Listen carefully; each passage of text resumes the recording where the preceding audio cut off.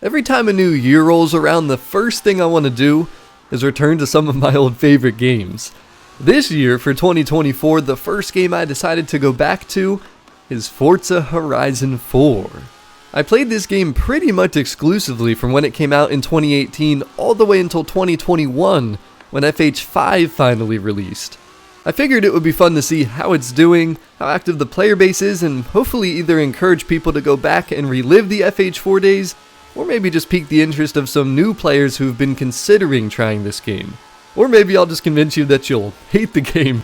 Be sure to drop a comment and let me know if you're still playing FH4 in 2024 and how you feel about it. I guess you could kinda consider this an FH4 2024 review, which the first thing I gotta say, do you realize this game is entering year 6? Yeah, this game is almost 6 years old. It's hard to fathom that.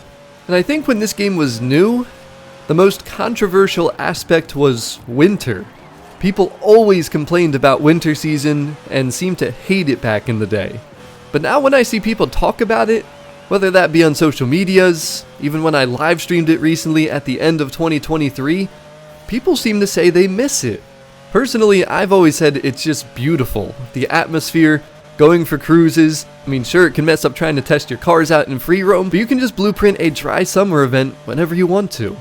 Maybe part of it was obviously the different seasons and road conditions would make the game more challenging at times, and not to mention, if you've only played FH5, the physics are certainly noticeably different in FH4. I usually describe them as less forgiving, but still extremely smooth and fun. Once you play for a bit, it's a pretty easy adjustment. I play on controller and absolutely love it.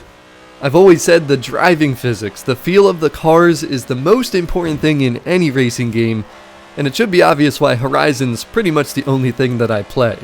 Second most important thing is probably the map, which I think the UK location near Edinburgh was fantastic. You have your nice city to cruise through, you got plenty of sightseeing to do all around the map, and there's lots of unique roads and racing events. Can't forget about the highway where you can full send it. And I guess the other important thing has to be the cars. This game had a total of 752 cars, a lot of which were added throughout the game's life cycle as festival playlist exclusives. The good news is they're continuing to make a new festival playlist available every single month. It's currently Series 69, which is insane to think about, 69 months of playlists. But every single week, you have a chance to grab exclusive cars that you probably missed in the past, which I'd like to take this moment to remind, or maybe just make you aware, that I used to be an absolute nut job with collecting exclusives. They basically make up my entire garage, but I saved all these for a reason. Now, 2024, people who missed stuff in the past, I knew at some point this would be useful. So you better smash that subscribe button, get those notification bells on. This way you will not miss any of my FH4 live streams. But the other thing you can unlock from the playlist are backstage passes. You can use these at the Horizon backstage, where you'll find tons of exclusive cars. Not every exclusive car is here, but this is still a great way to complete your collection. And the only negative thing I have to say about parts of the playlist, like playground games or online adventure, is for whatever reason, sometimes it takes miserably long to connect to matches. You'll sit in loading screens forever, and sometimes you won't even make it in. The trial, on the other hand, you can usually connect to, but they're super difficult to beat. The drivatars are ridiculously fast and seem to have a very annoying way of force fielding you out of checkpoints. If you know, you know. But bottom line is, if you want to get into this game, you won't have to worry about not getting certain cars. The opportunities are certainly there. And yes, some of the events are co-op, but you don't need to worry about finding active players. Something I miss in this game is they had a player list. Up to 72 people could be in your lobby, and look how many people were in mine today. You could even invite players directly from the player list, and if you have a mic, there's an in-game voice chat. I miss it dearly. Another indication of how active the player base is, go to any Forzathon Live. You'll almost always have a full group, and not to mention you can use those Forzathon points as another way to get exclusive cars, because they actually consistently include them in the Forzathon shop. You can also get certain rare cars from the Star Card or My Horizon Life, These do take time to complete, but it's the only way to get something like the Porsche pre-order, which is in the Eliminator tiers. By the way, pre-order cars are banned at the auction house. It is impossible to get them. Now, if you really end up liking the game, all the DLCs are still available. There were 2 expansions. The first was Fortune Island. Did you know that this is actually where treasure hunts originated? This map was a drifter's paradise. It also had some very cool weather dynamics. The other expansion was the Lego Speed Champions. The boost jumps were fun, and who doesn't like smashing Legos? I remember my only disappointment was really just not having enough actual Lego cars.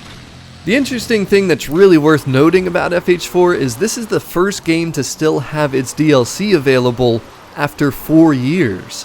It's been over 5 years now, and this game has still not hit end of life or been delisted. And I know this is from a year ago, but a dev straight up said there are no plans to delist FH4 anytime soon.